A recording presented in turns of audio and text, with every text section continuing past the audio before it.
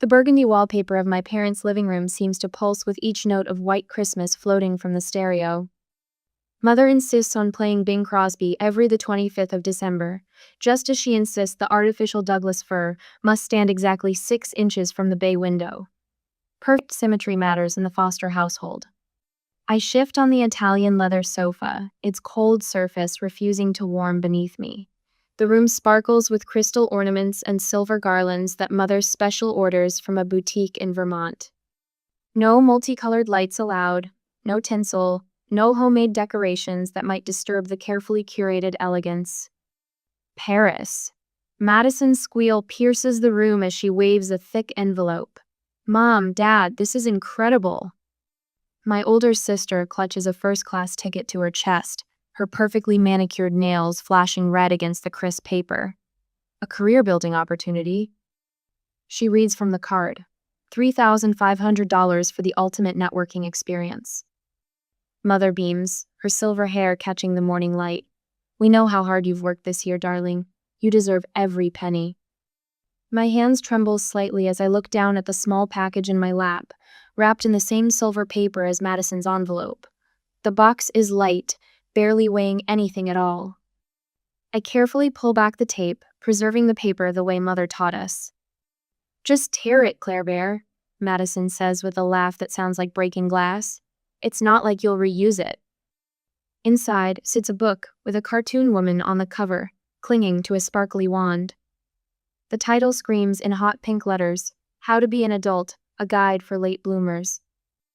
We thought it might help you finally get serious about life, dear.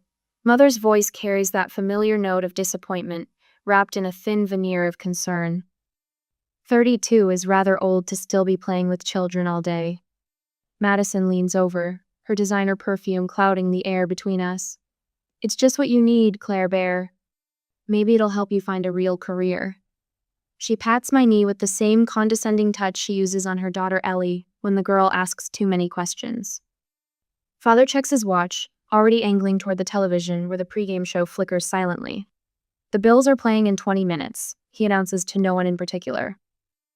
My throat tightens as memories flood in, sharp and clear as icicles. Madison's voice on the phone last spring. It's just a temporary thing, Claire. $3,000, tops. I'll pay you back next month. Then again in summer, another few thousand, you're my sister. That's what family does. And again in fall. Just 2 more thousand, I promise. $9,000. 3 years of temporary loans that Madison never mentions anymore. The endless weekends watching Ellie while Madison networked at spas and wine tastings. The emergency babysitting calls at midnight when her dates ran long. No payment offered, no real thanks given. I worked 2 jobs to pay for my teaching degree, while Madison got checks from our parents. Education is expensive, they said then. We have to prioritize. Your little preschool thing is cute, Mother told me last month at dinner. But when are you going to find a real job? Something with a future? The cocoa in my favorite reindeer mug has gone cold, but I lift it to my lips anyway. The ceramic trembles against my teeth as I force a polite smile. Thank you for thinking of me. Madison's already moved on, showing Father the Paris itinerary he won't remember. Mother adjusts a crystal angel that hasn't moved. The room sparkles with expensive decorations that mean nothing at all. From the corner of my eye, I catch Ellie watching me. My niece sits cross-legged by the tree, her dark eyes serious beneath her bangs. 7 years old and already learning how this family works. Who matters? Who doesn't? Who gets Paris and who gets self-help books with cartoon covers? I set the mug down carefully on a silver coaster, making sure it doesn't leave a ring. Everything in its proper place. Everything perfectly arranged. But as I watch the fire catch the crystal ornaments, throwing rainbows across the burgundy walls, something shifts inside my chest. A quiet click, like a key turning in a lock. This is the last Christmas I'll be treated this way. The thought comes soft but certain, settling into my bones with the weight of truth. I don't make a scene. I don't cry or yell or throw the book across the room. Instead, I sip my cold cocoa and smile and wait for Father to turn on his football game. But I know, with a clarity that feels like winter sunlight, that everything is changed. They just don't know it yet. 2 days after the dinner, I was at home, preparing the counterattack. My apartment smells like leather and shoe polish, an odd comfort after the cloying perfume of Mother's living room. The wooden stairs creak beneath my feet as I climb to my small space above Antonio's shoe repair. Each step feels lighter than the last, as if Christmas dinner's weight drops away with the growing distance. Inside, I pull the copper kettle from the stove and pour steaming water over a chamomile tea bag. Steam rises in lazy curls while I reach under my bed, fingers searching until they brush against the spiral binding of my grandmother's old account book. The ledger's pages whisper as I smooth them flat on my kitchen table. Red ink chronicles a story my family refuses to see. The 15th of March, emergency loan to Madison, $3,000. The 22nd of April, visa application fees, $800. The 7th of June, short-term help, $2,500. My hand trembles as I add today's date and a single word: enough. The numbers blur before my eyes. $9,000. 3 years of temporary loans that Madison swore she'd repay. I flip through my banking app, cross-referencing deposits and withdrawals. A notation catches my eye. A transfer Madison labeled Visa Fees matches the date of her Instagram post from Blue Mountain Spa Resort. My phone buzzes. A text from Ellie. Aunt Claire, why did Mommy say you had to watch me last week because she was at a work dinner? I saw her pretty dress when she went to meet Thomas. The ceramic mug nearly slips from my fingers. Thomas, Madison's tennis instructor, the emergency that pulled me away from Sarah's retirement party. Another buzz. The family group chat springs to life. Madison, urgent family dinner tomorrow night. Need everyone there. Mother, of course, darling, 6 p.m. sharp. Father, we'll bring the good scotch. Madison, Claire Bear, could use your help with summer tuition. Just $2,800 this time. We can discuss tomorrow. The ledger's pages crackle as my fingers clench. Before I can respond, my phone lights up with Sarah's call. Don't you dare reply yet, she says instead of hello. Meet me at Common Grounds in 20 minutes. I grab my keys and leave the apartment. 20 minutes later, the coffee shop's warmth wraps around me like a blanket as Sarah slides a steaming latte across the table. Her silver hair catches the afternoon light, reminding me of winter mornings in my classroom when the sun hits the craft glitter just right. Your sister's about as subtle as a marching band, Sarah says, stirring her Americano. Robert told me about the Christmas book. That family of yours. She shakes her head. Did I ever tell you about how boundaries saved his life? I lean forward as Sarah shares Robert's story of breaking free from toxic family patterns. My colleague's journey from family scapegoat to respected art teacher rings familiar bells in my chest. The bell above the door chimes and Mrs. Bedford, my landlord, waves as she collects her regular order. She pauses at our table. Claire, dear, I've been meaning to talk to you. That weekend craft class you did for my granddaughter was wonderful. Would you consider a regular arrangement? Maybe trade some rent reduction for teaching? Before I can answer, a harried-looking woman approaches, juggling a coffee and a bright purple folder. Miss Foster? I'm Jessica, Lily's mom from your preschool class. I heard through the grapevine that Enchanted Events is closing down. They were supposed to handle Lily's birthday next month. I just replied that I will check everything first and then call her again. I thanked Sarah and went home. An hour later, after I came home, my phone buzzed again. Madison's name flashes on the screen, but I silence it. Instead, I pull up my email and begin typing. Dear Madison, I've attached a complete record of the $9,000 in loans provided over the last 3 years. I care about you deeply, but I can no longer offer financial support without a formal repayment plan. The words flow easier than I expected. I outline clear babysitting boundaries next, specific hours, standard rates, no last-minute emergencies unless there's genuine crisis. My hands steady as I type, strength flowing from somewhere deep and quiet. A gift bag sits beside my chair, carefully wrapped this morning. Inside, a handmade fairy door for Ellie's room and a note promising special aunt-niece craft days. She won't be caught in this mess. My laptop screen glows as I research local business license requirements.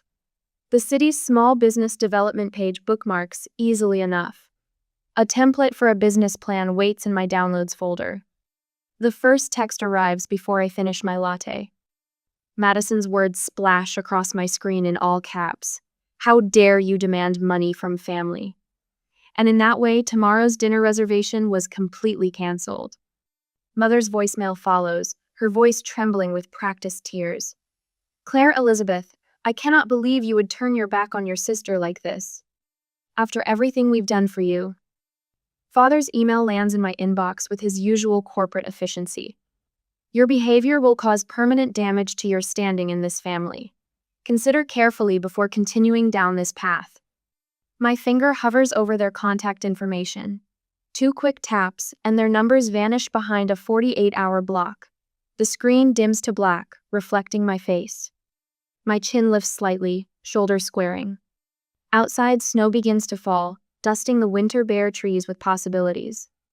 My phone stays silent on my table, but my heart beats steady and strong, like footsteps walking away from a door that no longer leads home. A whole month passes with these push-and-pull awkward messages and avoidance. However, on Tuesday morning, the click of Madison's heels against the preschool linoleum sends tiny earthquakes through my stomach.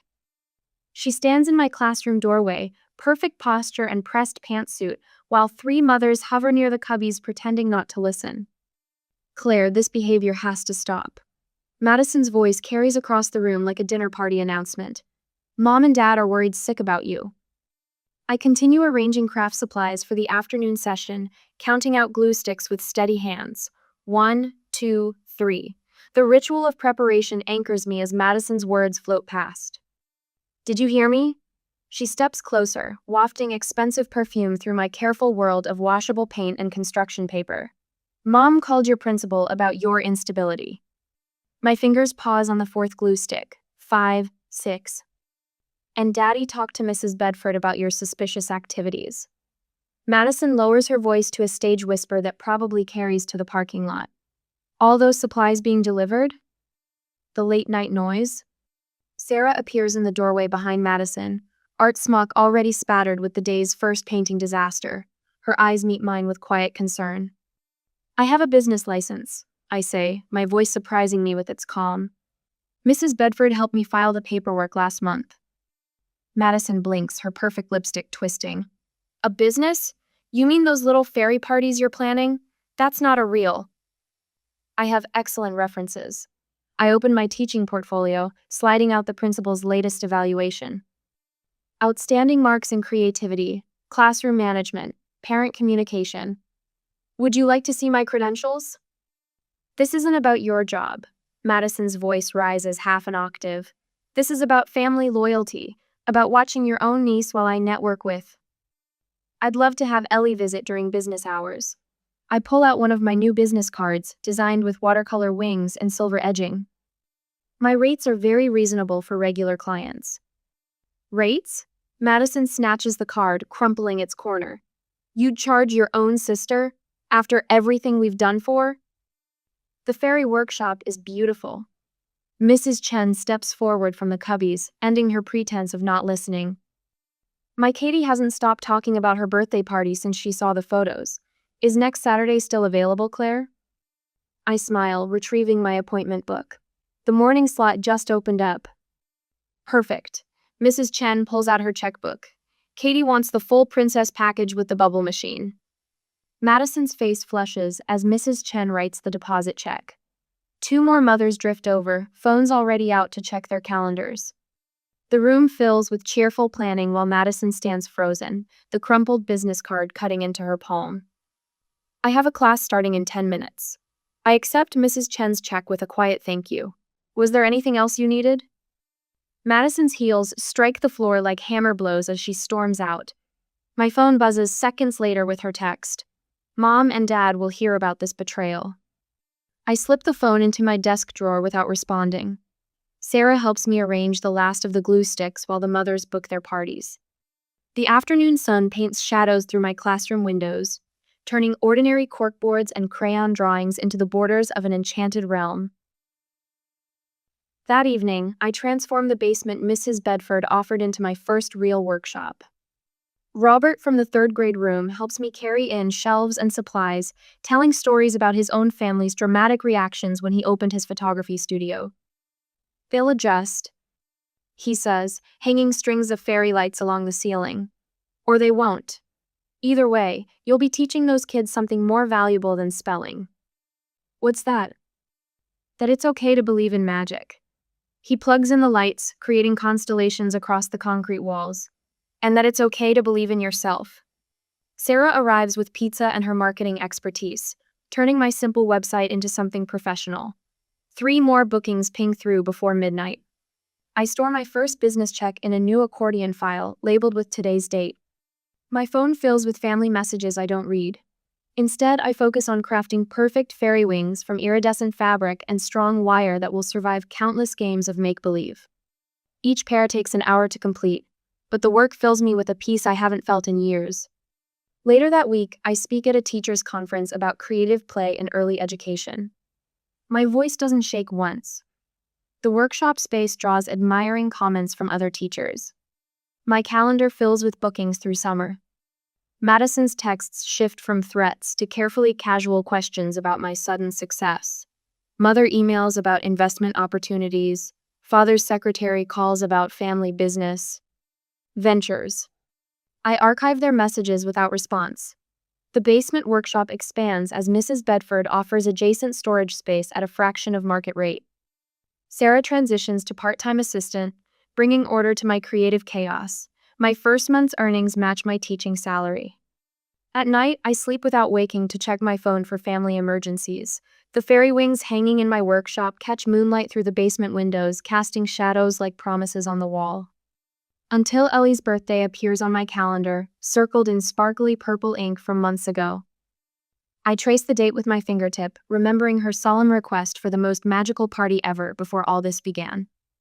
The choice I make next will change everything between us. But as I reach for my phone, I realize my hands aren't trembling anymore. A month later, everything was ready for Ellie's birthday. The glitter swirls through shafts of late afternoon sunlight as I put the finishing touches on a paper flower arch. My fingers brush the delicate petals, each one hand painted in watercolor shades of pink and violet. The basement workshop smells of fresh paint and possibility. "Perfect," I whisper, stepping back to survey my handiwork. Twinkling lights weave between gauzy fabric panels draped from the ceiling. Handcrafted toadstools dot the floor, their spots gleaming with metallic paint. A reading nook nestles beneath fabric branches, stuffed with velvet pillows and worn copies of fairy tales. The invitation sits on my workbench, addressed in careful calligraphy. "Princess Ellie, your presence is requested at a special fairy aunt adventure." 2 smaller envelopes beside it bear the names of her closest friends from preschool.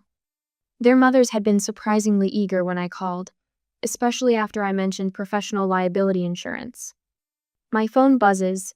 Madison's name flashes on the screen, followed by a burst of texts. "What is this party invitation Ellie found in her backpack? You can't just plan things without asking me. She's crying because I said no. You're undermining my authority? Call me now." I set the phone face down on the bench, my hand steady. 3 years ago, when I started this small business and no one believed in me, those messages would have sent me scrambling to apologize. Now they roll past like autumn leaves in a stream. The phone rings. Mother's number. "Claire, dear." Her voice drips honey over thorns. Madison's quite upset. You know how these elaborate gestures look, as if you're trying to buy Ellie's affection. "It's a party, Mother, nothing more. Your father mentioned something about tenant regulations, special permits for children's events." "Already handled." I trace the edge of my business license, framed and hanging beside the door. "Would you like the permit numbers?" Silence stretches between us like pulled taffy. Then, "Madison says she'll bring Ellie. She'll stay to supervise, of course." "Of course," I smile, knowing she can hear it. "I've got plenty of fairy wings for grown-ups too." The day arrives in a burst of giggles and gasps. Ellie freezes in the doorway, her eyes wide as saucers. "Aunt Claire," she breathes. "It's real magic." Madison hovers behind her, lips pressed thin. Her designer blazer looks stiff and strange among the sparkles and soft fabrics. Well, it's creative. Ellie's friends tumble in, their mothers lingering to snap photos. "This is incredible," one whispers, slipping me her business card. "My older daughter's birthday is next month. Do you have any openings?" We paint fairy faces with shimmering colors. I teach them to make wands, weaving ribbons and bells around twigs collected from the park. Madison watches from a corner, her phone forgotten in her lap, something shifting behind her eyes. "Again," Ellie shouts as I sprinkle fairy dust over their outstretched hands. "Please, Aunt Claire, just one more time." The photos appear on local parents' social media before the glitter settles. "Magical afternoon with Miss Claire. Best party ever. Finally, someone who understands what children need." Madison's comment appears beneath them. "So proud of my creative sister." The words sit strange and shiny, like new pennies. She follows with a private message. "The PTA is planning a spring carnival. Would you if you're not too busy." Mother's email arrives that evening, formal as a wedding invitation. "Sunday dinner. Your father and I think it's time to discuss some family business opportunities." I read it twice, searching for the familiar undertone of manipulation. It's there, faint as a watermark, but something else threads through her words, something that sounds almost like respect. The basement holds its magic in the quiet after everyone leaves. A forgotten wand sparkles on a toadstool. A half-empty cup of fairy punch catches the last light through the window. I pick up Ellie's thank you note, covered in wobbly hearts. "You make everything beautiful, Aunt Claire." My phone chimes with another message from Madison. I almost ignore it, but something makes me look. "I'm sorry," it says. Just that. No excuses, no demands. I'm sorry. I sit in my reading nook, surrounded by the world I've created. The old fears whisper. They'll try to take control.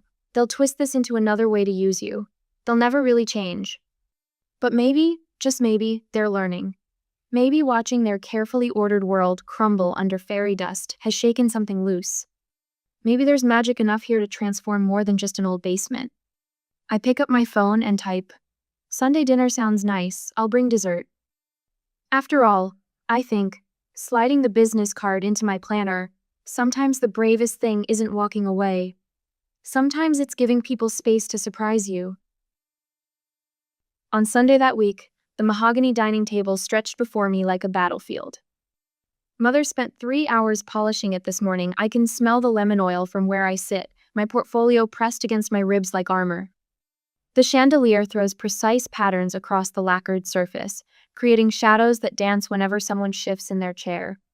I count the faces around the table. 8 where there should have been 4. Mother, father, Madison, and 5 surprise guests, including the Hendersons who run royal events planning. Their matching coral blazers flash like warning signs. "More wine, Claire?" Mother lifts the crystal decanter. Her silver bracelet catches the light, sending Morse code signals across the wall. "Danger, danger, danger." "No, thank you." I keep my voice steady, though my stomach churns. The first course sits untouched before me, butternut squash soup garnished with fresh sage from Mother's garden. The spoon remains perfectly aligned with the bowl's rim. Madison leans forward, pearls swinging. "I have the most wonderful news, Claire Bear." Her smile stretches wide, showing too many teeth. "Remember that charity event I mentioned? For the children's hospital? Well, I told them all about your adorable little parties. They're absolutely thrilled to have you handle everything." The soup ripples as Mother sets down her wine glass too firmly. "That's why we invited Tom and Barbara." She nods toward the Hendersons. "They've agreed to mentor you, help turn your cute hobby into something legitimate." Father slides a leather folder across the polished wood. "We've drawn up the paperwork. 40% ownership split between your mother and me. 30% to Madison for managing the business side, and 30% for you to continue the creative work you enjoy. The children love you," Barbara Henderson adds, her voice dripping honey over steel. "But you need professionals to handle the real business decisions." My hands should shake, they don't. 3 years ago, they would have trembled like autumn leaves. But that was before I learned to track every dollar, document every manipulation, build evidence like a wall between me and their expectations.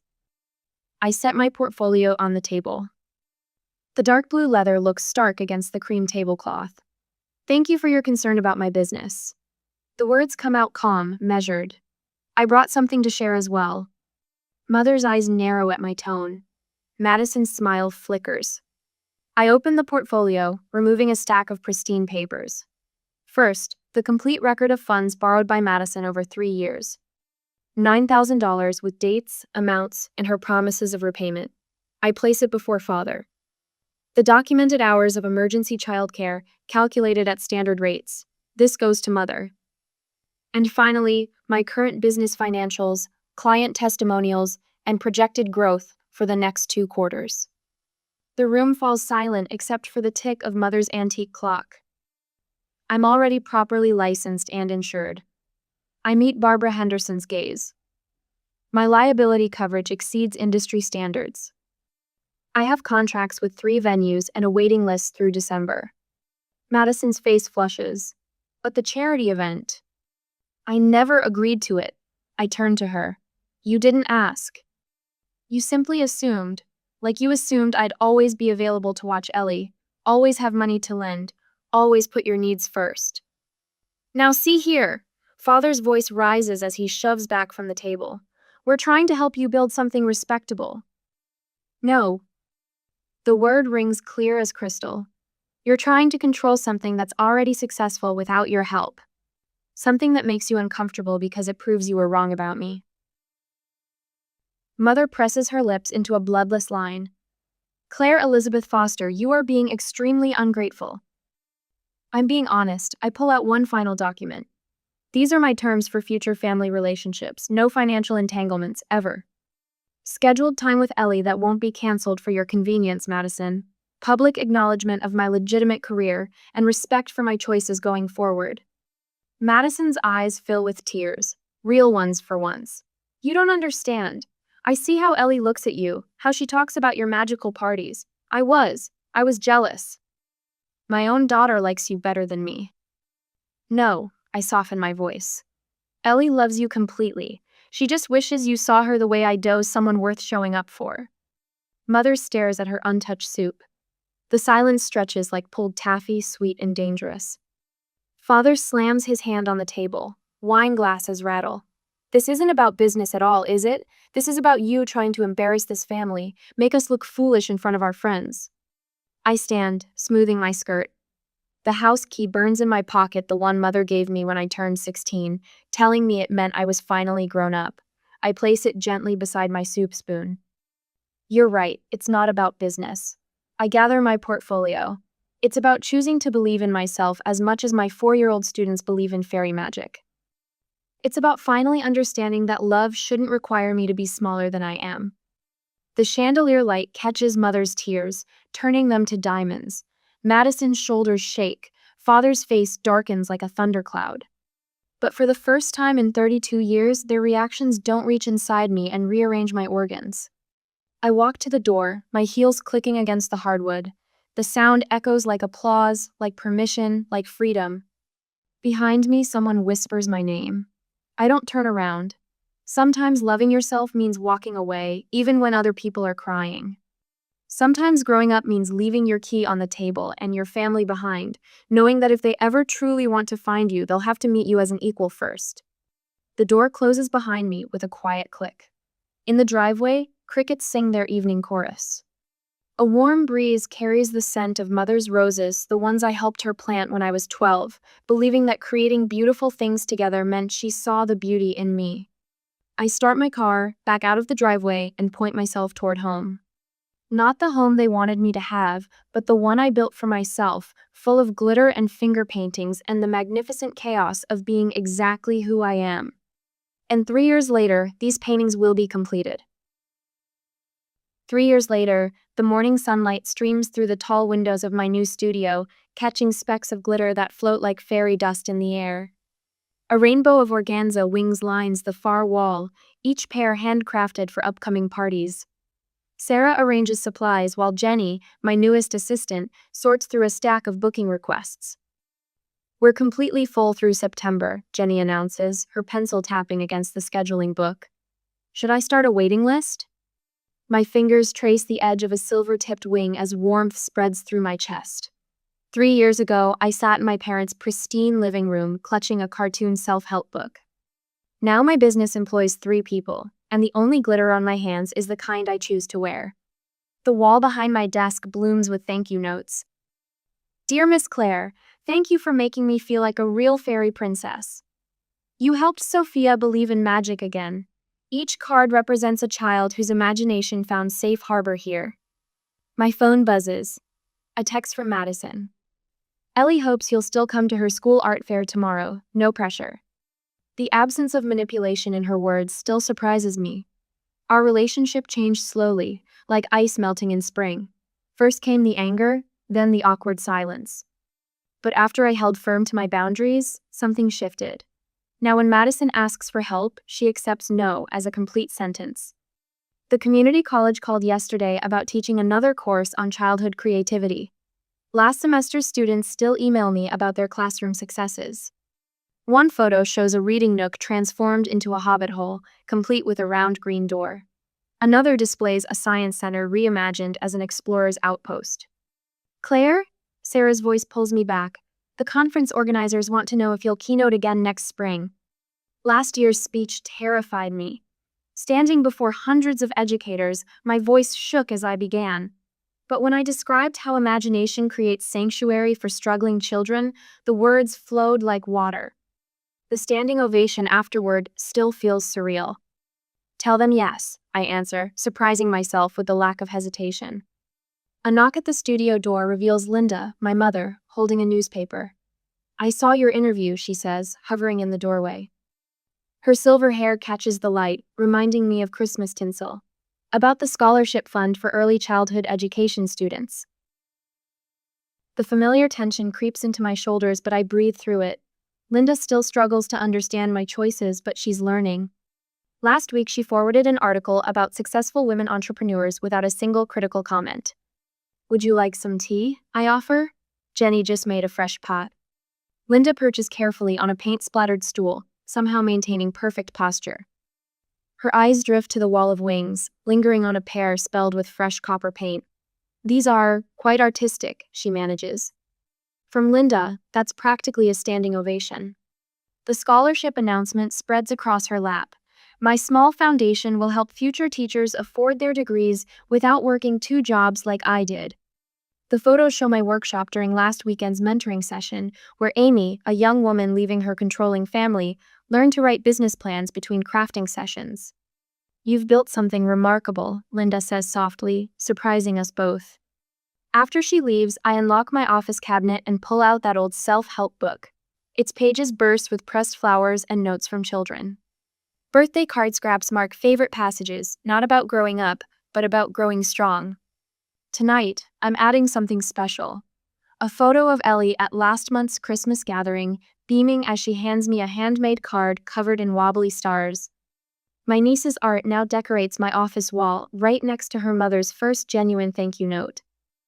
The inscription I wrote years ago still graces the inside cover. Growing up isn't about changing who you are, it's about finally standing up for who you've always been. Standing at my window, watching the sunset paint the sky in shades of possibility, I understand what that younger, uncertain Claire couldn't. Sometimes the most powerful magic isn't in fairy wings or glitter. Sometimes it's in the quiet strength of choosing your own path, even when that path sparkles. I place the book on its shelf, next to my business licenses and teaching certificates. The studio lights dim automatically, but I don't need them anymore. I've learned to trust myself in the dark. As I lock up, my phone chimes with another text from Madison. Thank you for showing Lee it's okay to be herself. I smile, slipping the phone into my pocket without feeling obligated to respond immediately. The evening air wraps around me like a familiar shawl as I walk to my car. Tomorrow brings another art fair, another chance to support my niece, another opportunity to show children they can soar on wings of their own making. And I'm ready for every moment of it. My phone nearly slips from my hand as I stare at the banking app, blinking hard to make sure I'm seeing the numbers correctly. There's a $3,200 hole in my account that wasn't there yesterday. What the? I swipe to the transaction history, heart hammering against my ribs. The withdrawal appears in bold black letters. Blake family emergency. My stomach lurches. I never made that transfer. I scroll further, checking and rechecking, fingers trembling across the screen. The transaction went through at 9:43 last night, while I was sound asleep in my apartment, oblivious that thousands of my hard-earned dollars were vanishing. My phone buzzes. Mom's name flashes on the screen. Serenity, honey. Mom's voice bubbles through the speaker, bright and cheerful. Have you heard from Isla? Wait till you see what she's done with her apartment. Absolute transformation. I press my palm against my forehead, pushing back the headache forming behind my eyes. No, I haven't talked to her. What kind of transformation? Oh, she finally got that gorgeous sectional she's been eyeing. Italian leather, if you can believe it. And the most beautiful entertainment center. Real wood, not that pressed board garbage. Makes the whole place look like something from those home magazines. My throat tightens. The room tilts slightly. How nice. Must have cost a fortune. Well, you know your sister. She has such exquisite taste. Mom laughs lightly. Anyway, we're all going over there for dinner Friday. Dad's picking up steaks. Mom, I say, my voice oddly calm, despite the volcano building inside me. Did Isla just happen to spend exactly $3,200 on furniture? A pause. Just long enough. Well, I wouldn't know the exact. My phone beeps with another call. Dad. Mom, I have to go. Dad's calling. I switch calls without waiting for her response. There's my responsible girl. Dad booms into the phone. Just checking in about that little transfer. Meant to call you last night but got caught up watching the Mariners game.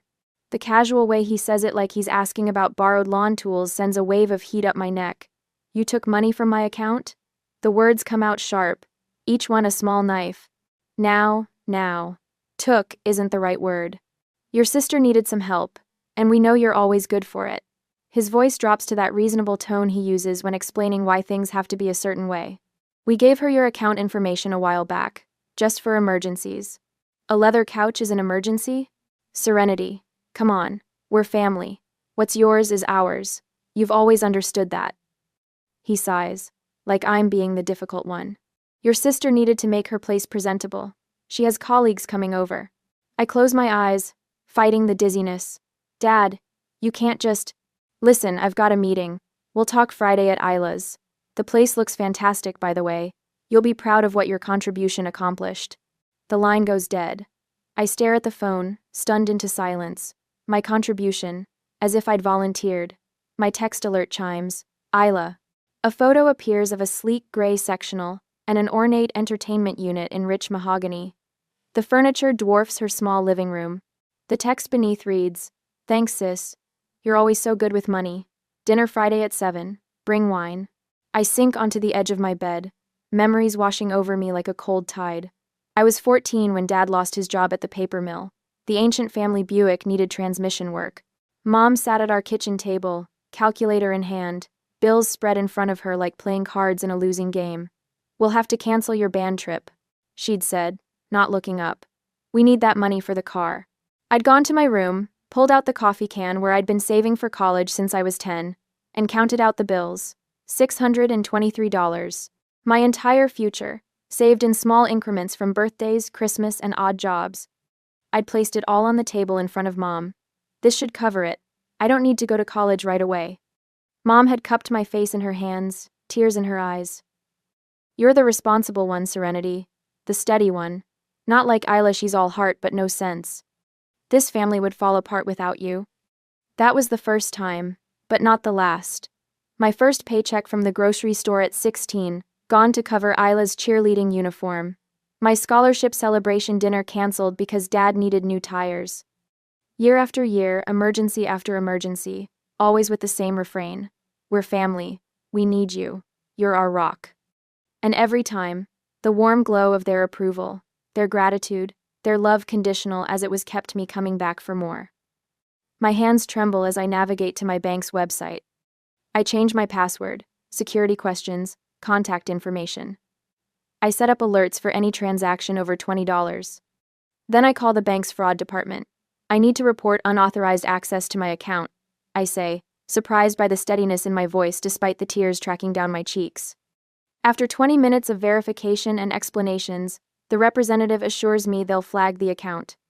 We can't guarantee recovery of the funds since the withdrawal appears to have been made with your account credentials, but we've noted the dispute. I hang up and open the family group chat. My account is not a family ATM. This stops now. I hit send and set the phone down. It rings within seconds. Dad's number. I answer, steeling myself. What the hell is this message supposed to mean? He demands, skipping any greeting. After all we've done for you, this is the thanks we get? Something inside me cracks. Not in the breaking way, but in the way ice does when spring finally arrives, a shift, a change, a reordering. I press the end call button mid-lecture. For the first time in my life, I hang up on my father. My phone immediately starts ringing again. I turn it off completely. The silence that follows feels like the first clean breath after a lifetime underwater. That same day, later, the bank statements spread across my kitchen table like evidence from a crime scene. 5 years of transactions, printed in neat rows of betrayal. My highlighter squeaks against the paper as I mark another one. $420, Blake Family Travel Fund. I never authorized that. 3 hours ago, I'd walked into the bank still shaking from hanging up on Dad. The teller's concerned glance when I'd requested 5 years of complete statements told me my face betrayed more than I intended. That'll be $32 for the printouts, Miss Blake, he'd said. My laugh had sounded hollow even to my own ears. Small price to pay to see where my money's been going. Now, as midnight approaches, the yellow highlighted sums form a staggering pattern. $300 here. $250 there. Small enough to fly under my radar, but large enough to leave $33,480 missing from my future. I press my palms against my eyes until stars burst behind my eyelids. A notification dings on my laptop, the credit monitoring service I signed up for this afternoon. My stomach clenches as I click the alert. Recent inquiry from National Mortgage Corporation. I've never applied for a mortgage. My email inbox holds the confirmation loan application submitted yesterday in my name, my social security number. The monthly payment address matches my parents' house. My phone buzzes with a text from Mom. Just checking in, sweetie. Dad's cooling down. We know you're stressed about money, we all are. But family helps family. You'll understand when you're older. Sleep tight. I drop the phone like it's burned me. The casual dismissal in those words as if I'm a tantruming child who'll come around to their way of thinking. Another bank statement catches my eye. A recurring monthly payment, $746.50 to NMC Home Loans directly from my account. The room spins slightly. They've been making their house payment with my money. My father's voice from 3 years ago echoes in my head. Just a temporary arrangement until things stabilize. Serenity. 6 months. Tops. That temporary arrangement never ended. I pull my laptop closer and create a new spreadsheet. Column headings appear as I type. Date, amount, description, for whom. The data transfers from highlighted statements to digital cells. Each entry another brick in the wall between who I was yesterday and who I am becoming tonight. The final tally glows on the screen. $33,480. This isn't help anymore. I whisper to the empty apartment. It's maintenance. A maintenance system with 3 key players. Dad, the architect. The mastermind who built the system of small, steady drains disguised as family emergencies. His financial misconduct hidden behind the veneer of fatherly wisdom. Isla, the beneficiary. Designer clothes, spring break trips, that ridiculous couch. My sister floats through life on the cushion of my sacrifices, without ever acknowledging their source. Mom, the enabler. Her specialties, guilt, emotional manipulation, and the ability to frame exploitation as an expression of love. I open a new browser tab and search for local banks. By dawn, I've opened an account at First Republic under a new email address my family doesn't know. The Serenity's Future Fund accepts its first deposit, $200 I'd been saving for Dad's birthday fishing trip. At 9:30 a.m., Marcus from accounting stops at my desk at work, coffee in hand. His eyes drift to the bank statements partially visible in my bag. Family financial drama? He asks, voice low. I stiffen. Is it that obvious? Only recognized it because I lived it. He places a sticky note on my desk with a phone number. Financial advisor who helped me when my brother was draining my accounts. She specializes in family situations. By lunch, I've made an appointment. By 3 o'clock, Rachel has offered her guest room, if things get nuclear with your folks. By evening, I sit across from Dr. Winters, fidgeting with a tissue as she reviews the documents I've brought. "What you're describing is financial abuse, Serenity," she says. Her voice holds no judgment, just clarity.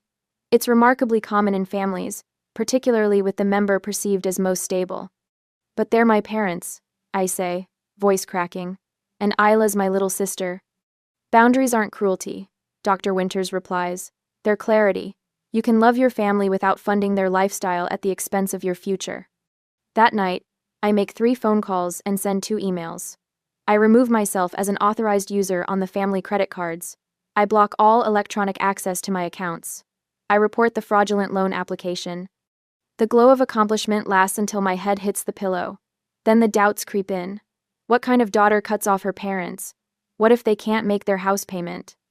What if Isla blames me when she can't maintain her lifestyle? Sleep refuses to come as decades of conditioning wage war against this fragile new boundary. Every creak of my apartment sends my heart racing as if my father might appear to demand an explanation. Every distant siren sounds like my mother's disappointed sigh. I stare at the ceiling, counting the hours until dawn, fighting the urge to undo everything, to return to the safety of compliance, to be the good daughter again. The only thing stronger than the guilt is the memory of that spreadsheet.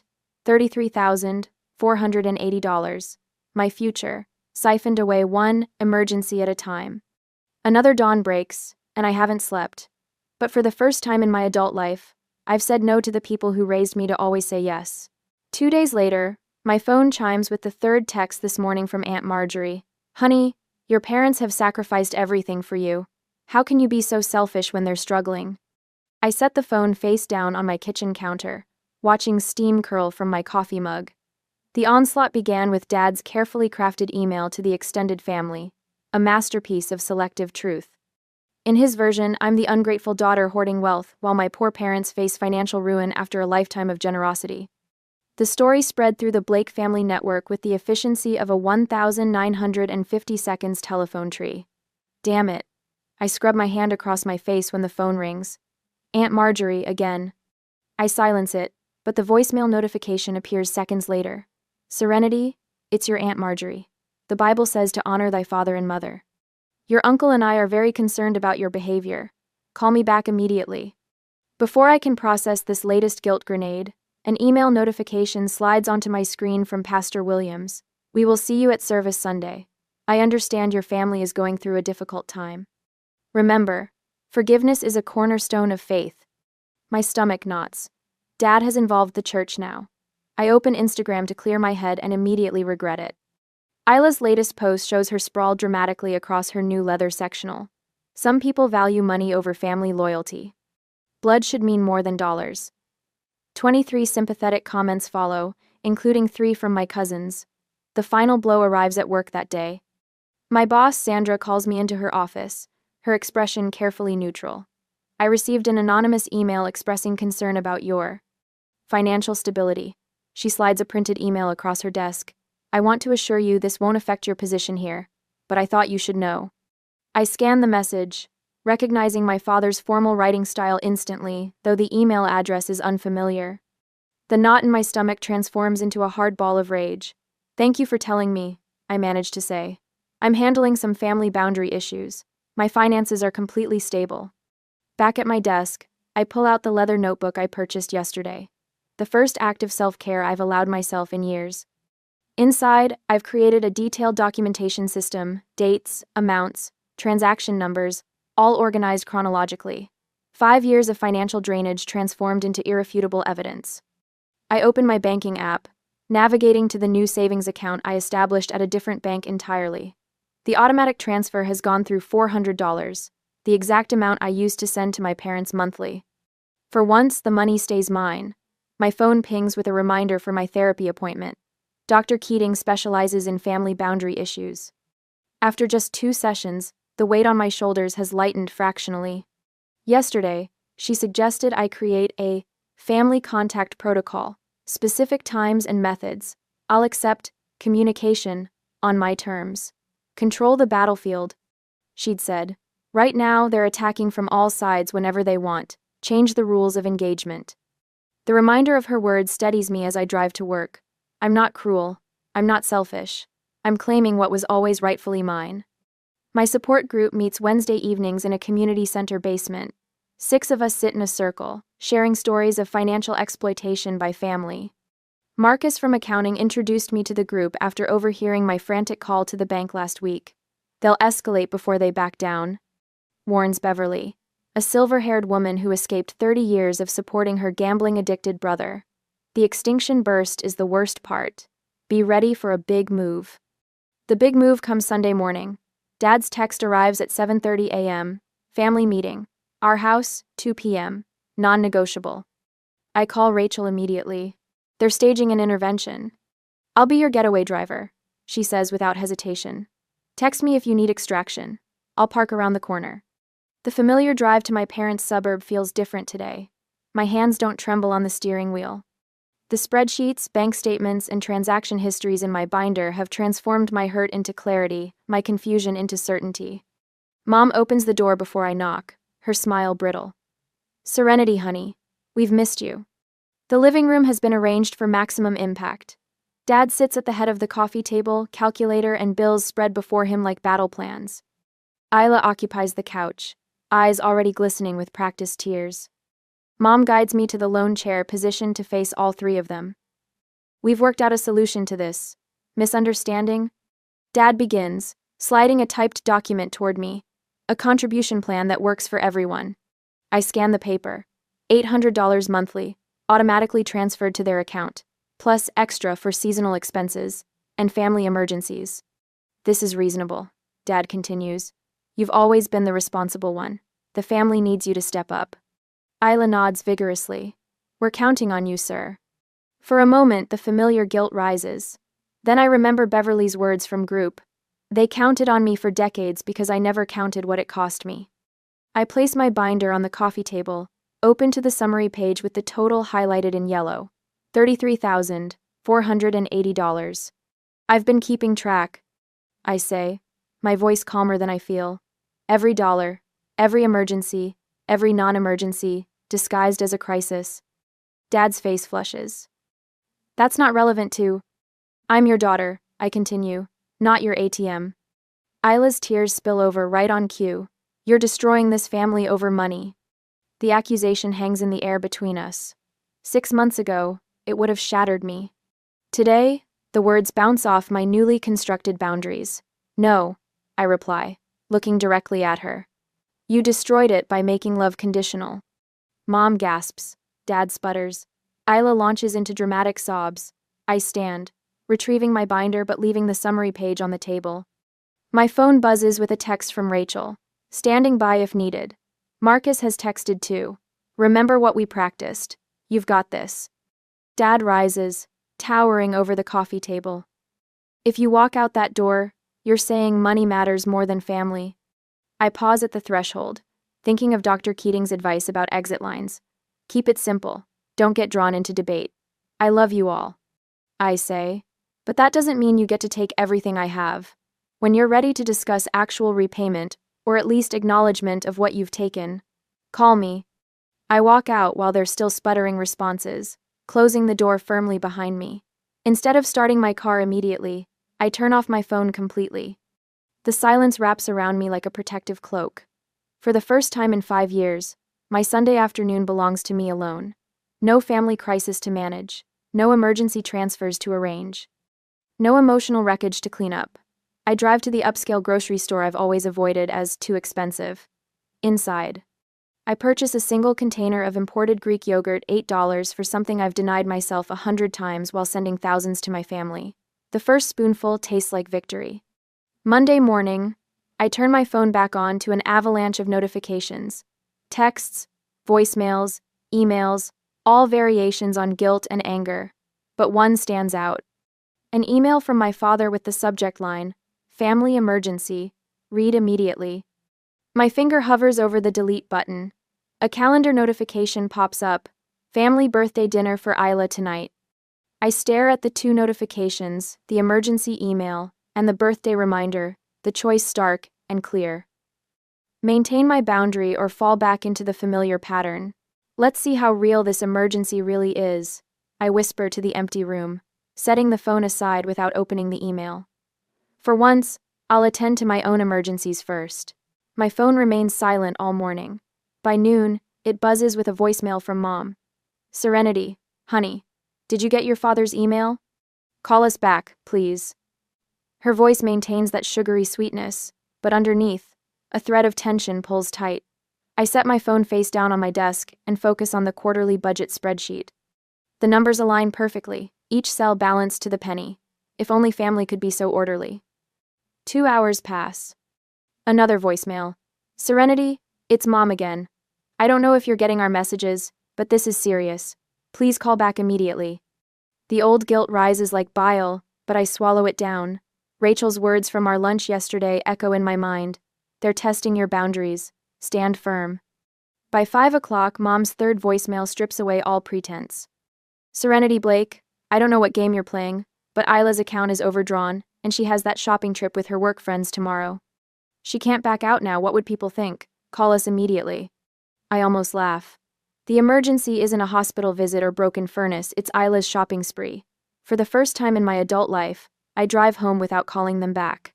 The next morning, my office phone rings at 9:17 a.m. Serenity, there's someone here to see you, says Janine from reception, her voice tight. Your parents? They say it's urgent. Ice slides down my spine. I'll be right there. I round the corner into the reception area and stop cold. Dad stands with his arms crossed, face flushed. Mom clutches her purse, eyes darting nervously around the modern office space. There she is. Dad booms, as though announcing me at a family reunion. Too busy to answer calls from your own parents? Janine shifts uncomfortably. 2 designers from the creative department pause by the water cooler, not even pretending not to listen. Dad, Mom, this isn't appropriate. I'm at work. And I'm your father. Dad steps closer, lowering his voice to what he probably thinks is private. Isla needs help. Family helps family. We can discuss this later. Not here. No, we'll discuss it now. His finger jabs the air between us. You've always been stubborn, but this is ridiculous. After everything we've done for you. Douglas, Mom whispers, tugging his sleeve. People are watching. Let them watch. Maybe they should see what kind of daughter refuses to help her own sister. Isla's crying at home right now. Marcus appears at my side, his presence solid and calm. Everything okay here, Serenity? Dad's eyes narrow. And who are you? A colleague, Marcus answers. One who thinks this conversation might be better continued elsewhere. This is family business, Dad snaps. And this is a place of business, I say, finding strength in the simple truth. I can't help you today. Can't or won't. Dad's voice rises again. You've changed, Serenity. All these years we raised you right, and suddenly, you're too good for your own family? The office has gone silent. Even the phones seem to hold their breath. Sir, Janine stands, phone in hand. I need to ask you to lower your voice or I'll have to call security. Security? For a father visiting his daughter? Dad laughs, but it's a hollow sound. What kind of place is this? Dad, please. No, you please. Act like family for once instead of some cold-hearted. That's enough. A firm voice cuts through. Linda from HR stands in the hallway, arms crossed. Sir, I'm going to have to ask you to leave. I'm not going anywhere until my daughter. Yes, you are. Linda steps forward. Either voluntarily or with security's assistance. Your choice. For a moment, I think he'll back down. Then his jaw sets. Fine. But this isn't over, Serenity. Linda signals and 2 security guards appear as if summoned by magic. They don't touch Dad, just stand there, waiting. We raised you better than this, Mom hisses as they walk toward the exit. I hope you're proud of yourself. The doors close behind them. The silence rings in my ears until Marcus squeezes my shoulder. You okay? I nod, though nothing feels okay. That was your dad, huh? Linda asks quietly. The one you mentioned was pressuring you financially? Yes. Well, now I see what you're dealing with. She straightens her blazer. Take 15 if you need it. And Serenity? My door's open if you want to talk. Back at my desk, I open my laptop to find 15 notifications from Facebook. Isla has posted a family photo, Mom, Dad, and her at last Christmas, carefully cropped to remove me with a caption that makes my stomach clench. Family means standing by each other through thick and thin. True loyalty can't be measured in dollars. Blood is thicker. family first. The comments flood with sympathy. Aunt Marjorie, you three are such an inspiration. Uncle Pete, family above all else. A dozen cousins and family friends offering support. My hands shake as I type my response. Interesting definition of loyalty. Here's mine. April 3rd, $487 for Isla's car payment. May 15th, $350 for Dad's business investment. June 8th, $900 for Mom's surprise anniversary trip. July 27th, $3,200 for Isla's emergency furniture. Total family loyalty this year, $11,837. Just facts, no judgment. Actual numbers. I hit post, then immediately close the browser, heart pounding. I've never publicly challenged the family narrative before. My phone buzzes with a text from Rachel. Just saw your comment. Perfect response. Facts only. How are you holding up? Before I can answer, a private message appears from cousin Jennifer. They did the same to my mother for years. Call me if you need to talk. Then another notification. Linda has shared my post with a simple, "Truth matters." Marcus comments with a thumbs up emoji. My boss, who I didn't even know was Facebook friends with me, likes my comment. My phone rings. Rachel, I drafted a longer response if you want to post it, she says instead of hello. Nothing inflammatory, just the facts laid out clearly. Thanks, but I think the numbers speak for themselves. They sure do. How's the fallout so far? Nuclear. Dad and Mom showed up at my office. Security had to escort them out. Jesus, Rachel whistles. That's next level. Linda from HR saw everything. She's been surprisingly supportive. Good. Document everything. Marcus texted me he's willing to back you up in the family group chat if you want a male voice to shut your dad down. I laugh, the sound startling in its genuineness. When did I build such an army? When you started standing up for yourself. Rachel's voice softens. My mom wants you to know you're welcome at Sunday dinner this week. No strings attached. A text from my therapist appears. Just checking in. We can move our session up if needed. Remember the language we practiced for setting boundaries without escalating. Another notification. An email from my financial advisor. Quarterly update. Your emergency fund is up 17% since restricting unauthorized access. Congratulations. Then my boss appears at my desk. Hey, Linda filled me in. Take the rest of the week if you need it. Family stuff is brutal. The support buoys me through the afternoon, a life raft in the storm of family chaos.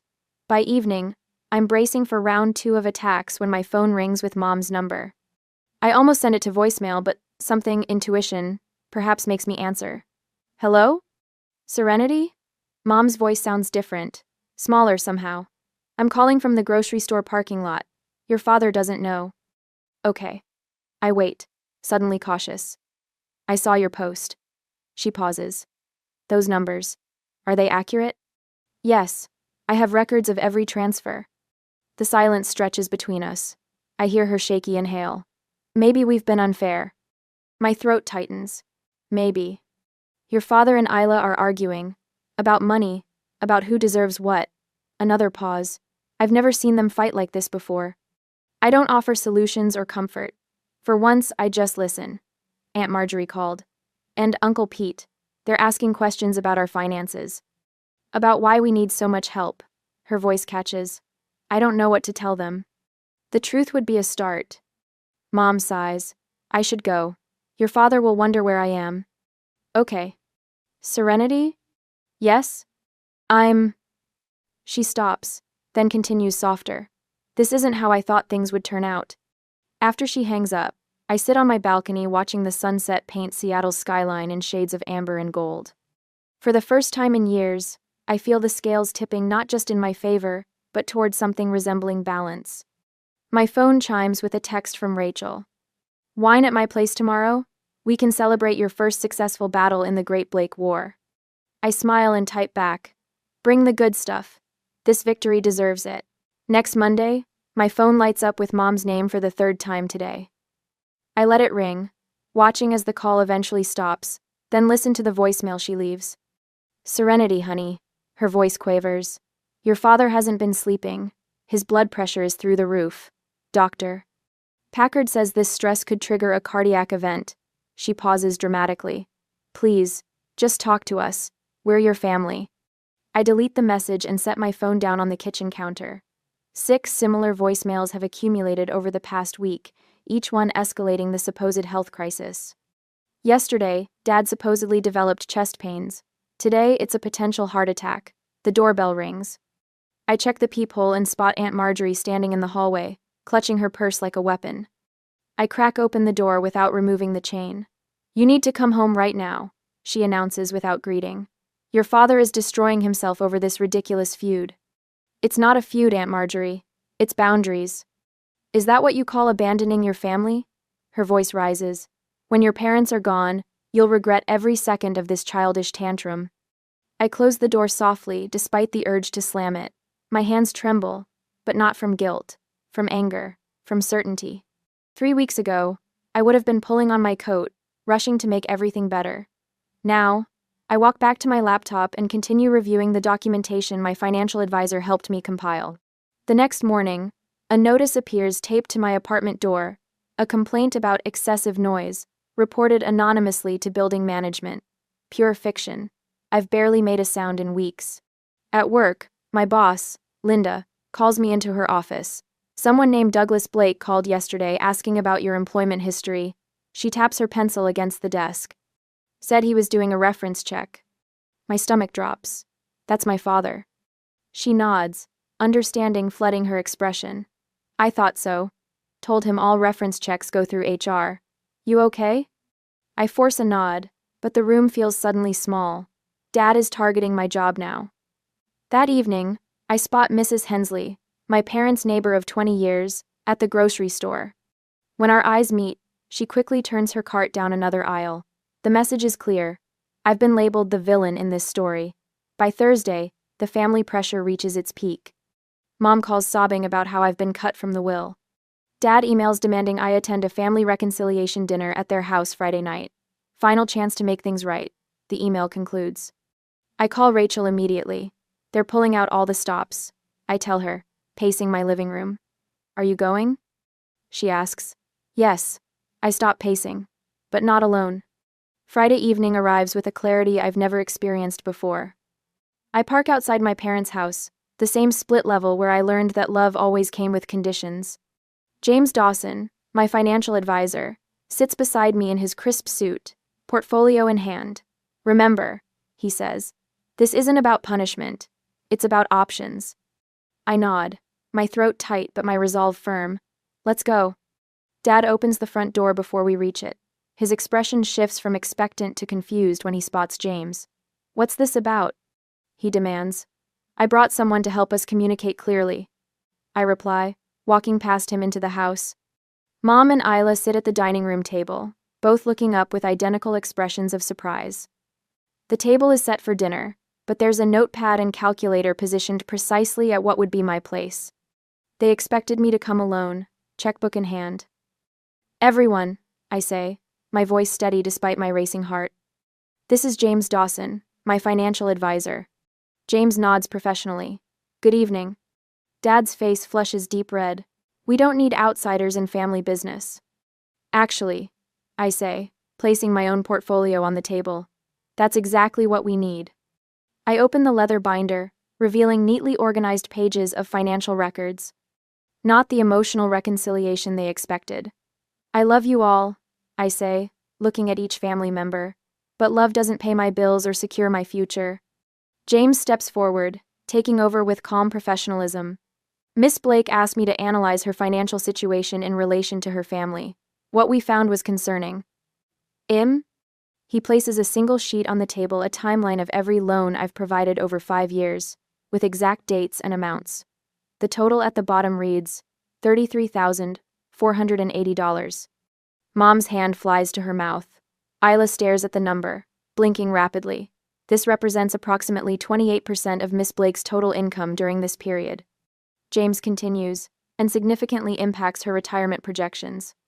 He slides another document forward, a comparison chart showing Isla's spending patterns versus her claimed emergencies. Designer furniture, weekend trips. Exclusive restaurant bills. That's private information. Isla protests, voice rising. It's information directly tied to funds taken from Serenity, James corrects. Dad stands abruptly. This is ridiculous. You can't come in here with some stranger and make accusations. These aren't accusations, I interrupt. They're facts. Numbers don't lie, Dad. James presents the final document, 3 potential paths forward. Complete financial separation, a structured repayment plan, a formal loan agreement for any future assistance. The room falls utterly silent. Dad stares at the papers, mouth working but no sound emerging. Mom's eyes fill with genuine tears, not the performative ones I've seen manipulate situations for decades. I didn't realize it was so much. Isla whispers, tracing the total with her fingertip. We've taken advantage of you, Mom says softly, not meeting my eyes. Dad tries once more. James, was it? I think we can handle this without accountability? I finish. That's why we're here tonight. I stand, gathering the original documents but leaving copies on the table. Take some time, I say. Think about which option works for you. Call me when you're ready to discuss them. I walk toward the door, James following silently. No one tries to stop me. No emotional outbursts follow. Just the weight of irrefutable evidence left on a table where, for once, I wasn't serving everyone else. Outside, the evening air fills my lungs like freedom. My shoulders, perpetually tense for years, finally relax. You did well in there, James says. I nod, looking back at the house where my family sits confronting the truth. For the first time, I think they actually heard me. We walk to our cars, the streetlights illuminating a path forward. I never thought possible one, where love and boundaries coexist, where my worth isn't measured in dollars drained from my account. My phone stays silent that night. No urgent calls, no manipulative texts, just the peaceful sound of a truth finally spoken aloud, and the quiet beginning of whatever comes next. The morning sun warms my balcony as I cradle my coffee mug between both hands. 6 months since I froze my family out of my finances, and my savings account has finally broken the 5-figure mark. The Seattle skyline stretches before me, no longer a vista of buildings I could never afford to live near, but my actual view. My view. I take a slow sip, savoring the rich Colombian blend I splurged on last week without calculating how many hours I'd need to work to justify it. The old mental math dividing purchases by hourly wage has faded like an unwelcome houseguest who finally took the hint. My phone buzzes. Once, that sound would have spiked my blood pressure, anticipating another family crisis. Now, I check the screen with steady hands. Congratulations on closing day. First round's on me tonight. Rachel. I smile and tap a quick reply. The condo keys feel substantial in my pocket, not just metal but the weight of choices made and held firm through storms of guilt and manipulation. The savings account that funded this down payment bears the same name as the one my father and sister drained for years. Serenity's future. Only now it actually is. My phone chimes again. Isla's name appears, and my stomach no longer plummets. Hey big sis, any chance you could spot me $600 until payday? Car payments due and I'm short again. Promise I'll pay back as soon as possible. Love you. I read it twice, noting the familiar tactics, the diminutive big sis, the specific amount just small enough to seem reasonable, the hint of urgency, the promise that will never materialize, the affection tacked on as insurance. 6 months ago, I would have transferred the money before even finishing her message, desperate to feel needed, to earn the brief sunshine of family approval. Today, I type a different response. I can help you create a budget that works with your income if you want. I'm free Tuesday evening. Send. No anxiety, no second guessing, just clarity. The coffee tastes even better now. My weekly planner sits open on the small teak table I bought myself as a housewarming gift. Sundays, once consumed by family emergencies, now hold a standing date with myself. Jogging along the waterfront, fresh pastry from the corner bakery, an hour with a good book. Simple pleasures that feel revolutionary. You're different. Marcus had said at work last week after I presented the quarterly projections with a confidence my previous self wouldn't recognize. In a good way. Like you finally believe what you're worth. The promotion that followed came partly from that new certainty, that presence that no longer apologized for taking up space. On a Sunday, my phone rings. Mom. Hello? I answer, my voice even. Serenity, honey. Her tone lacks the frantic edge it once carried. Just checking what time you're coming tonight. 7, like we planned. I've got the cake. Perfect. A pause. Douglas is grilling those salmon fillets you like. The mention of my father by his first name, my choice, established in therapy as a tiny rebellion against parental authority, no longer sounds strange to either of us. Sounds nice, I say, meaning it. Mom's voice softens. Isla bought me a lovely scarf, saved up for it special. The pride in her voice mirrors what she once reserved exclusively for my sister's charm or my financial help. But this pride celebrates something healthier. Isla taking small steps toward responsibility. That's good to hear. After we hang up, I open my journal, another Sunday morning ritual. Today's entry is brief. My value isn't measured by what I provide. Love without conditions isn't really love at all. Later, I slide books onto new shelves in my condo when my phone signals a voicemail. Mom again. Just wanted to say. Her voice catches slightly. I'm proud of who you've become, Serenity. Who you always were, beneath what we demanded of you. Evening finds me back on the balcony with chamomile tea, watching city lights blink on like stars. The building I work in, the Space Needle, the water reflecting everything twice. I write one last journal entry before bed. Boundaries aren't walls that keep people out. They're foundations that let me stand secure. I didn't lose my family. I found myself. Tomorrow, a young colleague who reminds me of myself a year ago will ask for advice about her parents' financial expectations. I'll share resources, offer support, pass along the name of my therapist. The quiet advocacy feels like closing a circle. But tonight, this moment belongs just to me. A rare and perfect sufficiency.